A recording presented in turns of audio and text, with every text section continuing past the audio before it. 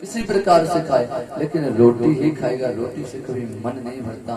इसी प्रकार हमारा कभी कथा से मन नहीं भरना चाहिए, और जिनका मन भर जाए। यहाँ तक तो रामचरितमानस में क्या कहा गया है, तुलसीदास जी ने क्या कहा? तुलसीदास जी ने कहा कि रामचरित जे सुनत अघाही हो, रस विशेष जाना तिन नाहि। राम सिय राम जय जय राम, राम सिय राम जय जय राम। उन्हीं के लिए विशेष लिखा है जो भगवान की कथा को सुन करके मन भर जाता है। बोले हम तो यहीं बैठ के कथा से रबड़ कर लेते हैं। रामचरित जे सुनत अघाही, रस विशेष जाना तिन नाहि। राम सिय राम जय जय राम, राम सिय राम जय जय राम। और एक विशेष बात लिखी है तुलसीदास जी ने, किनके लिए? जो भगवान की कथा को नहीं सुनता है। क्या कहते हैं?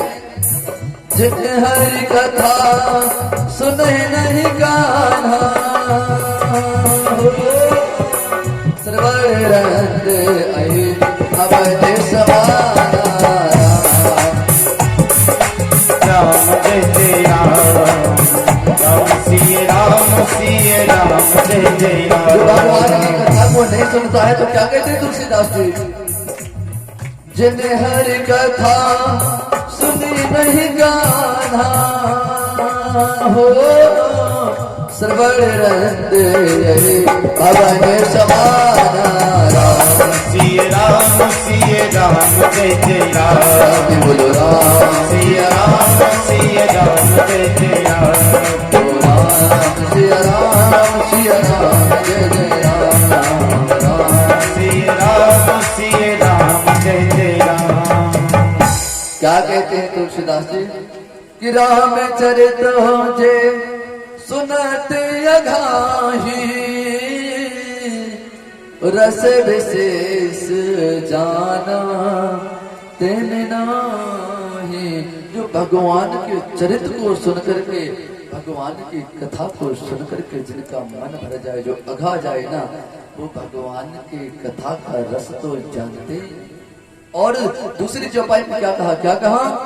कि जिन हरि कथा सुने नहीं कान्हा, श्रवण रंग अहि भवन समाना। कैसे? जो भगवान की कथा को नहीं सुनता है ना, उनके कान तो सांप के बिल के समान। श्रवण रंग अहि, अहि मतलब सर्व, श्रवण मतलब सुनना, रंध्र मतलब कान, और अहि मतलब सांप। जो भगवान की कथा को नहीं सुनते हैं ना, श्रवण रंग अहि भवन समाना। भवन मतलब घर, और समान मतलब उनके जैसे। जो भगवान की कथा को नहीं सुनता है ना, उनके कान तो सांप के बिल के समान। ऐसे महाराज जब मानव का कल्याण ना देखते हुए सूत जी, सैनक जी कहने लगे ऐसे तो मानव का कल्याण हो गई नहीं। महाराज सौनक जी सभी सैनक आदि ऋषि सूत जी से एक नहीं दो बोले, महाराज कुछ प्रश्न करें? बोले हाँ करिए। बोले मैं आपसे एक दो प्रश्न नहीं करने वाला, पूरे के पूरे 6 प्रश्न करने वाला। आज सनक जी ने, सनक आदि ऋषियों ने सूत जी से 6 प्रश्न किए। प्रथम प्रश्न क्या है महाराज? ध्यान से सुनिएगा। क्या 6 प्रश्न किए हैं? सर्वप्रथम प्रश्न है कि क्या भगवान की परिक्रमा करना, प्रातः काल उठ करके स्नान इत्यादि करना, इससे सबसे बड़ा कर्तव्य रूपी जो धर्म है, हजारों संत बैठे हैं, उन्होंने यह प्रश्न किया, प्रातः काल उठ करके 4 बजे स्नान करके भगवान की परिक्रमा करना ही धर्म है? दूसरा प्रश्न, बोले हमारा मंदिर में जहां हम पूजा करते हैं बड़ी विचित्र बात लगती है, सुनिएगा ध्यान से, बड़ी सुंदर बात है। जब हम पूजा करते हैं तो व्यक्ति केवल एक ही बात में पड़ा हुआ है, इसमें बोले महाराज हम पूजा तो करते हैं लेकिन उलझे रहते। बोले किन बातों में उलझे रहते हो तुम? बोले कोई कहता है राम जी बड़े हैं, कोई कहता है कृष्ण जी बड़े हैं, कोई कहता है दुर्गा जी बड़े हैं और कोई कहता है हनुमान जी बड़े हैं। लोग आगे क्यों नहीं बढ़ पाते हैं? क्योंकि बेचारे भ्रमित रहते हैं, इसलिए लोग आगे नहीं बढ़ पाते।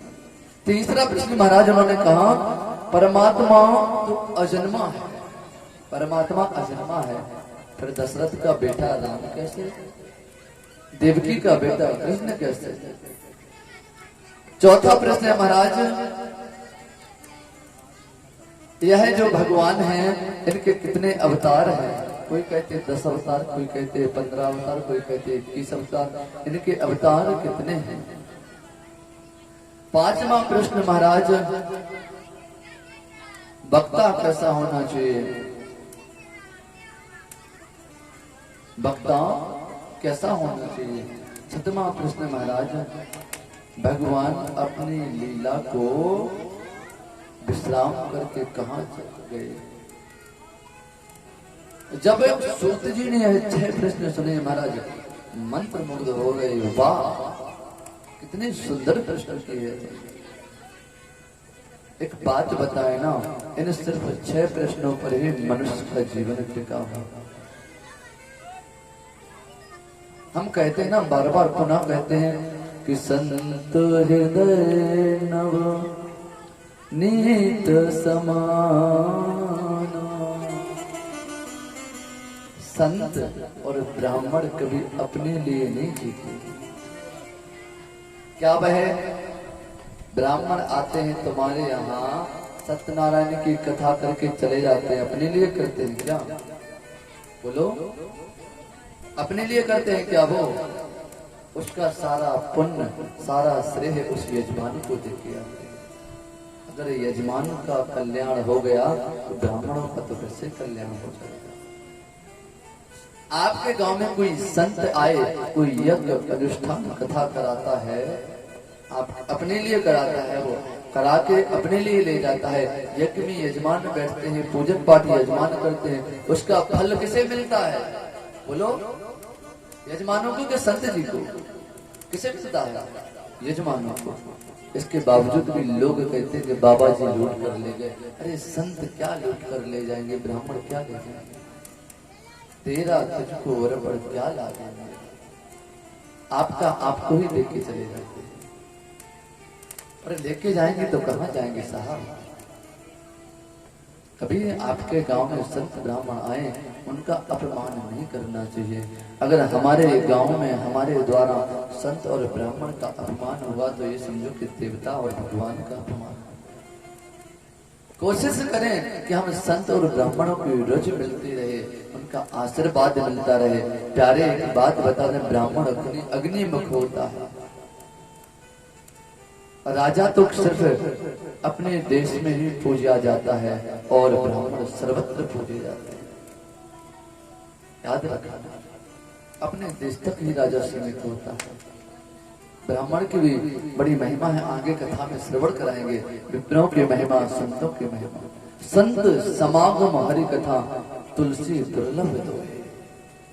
एक तो श्रीमद् भागवत कथा और दूसरा संत और ब्राह्मणों का दर्शन महाराज ये बड़े सौभाग्य से ही प्राप्त होते हैं। ऐसे महाराज जब 6 प्रश्न किए और इन 6 प्रश्नों में ही मनुष्यों का उद्धार है। आज दुख इस बात का लगता है कि हमारे जो युवा पीढ़ी रहती है ना,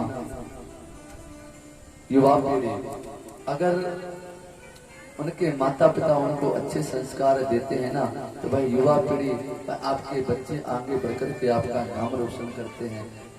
राम जी को अगर हम नहीं बचाएंगे, अगर हम राम जी के लिए लड़ाई नहीं करेंगे तो राम जी ठीक है वो भगवान है, लेकिन आज हमको अपने हिंदुत्व धर्म को बचाने के लिए लड़ना पड़ेगा, उठना पड़ेगा।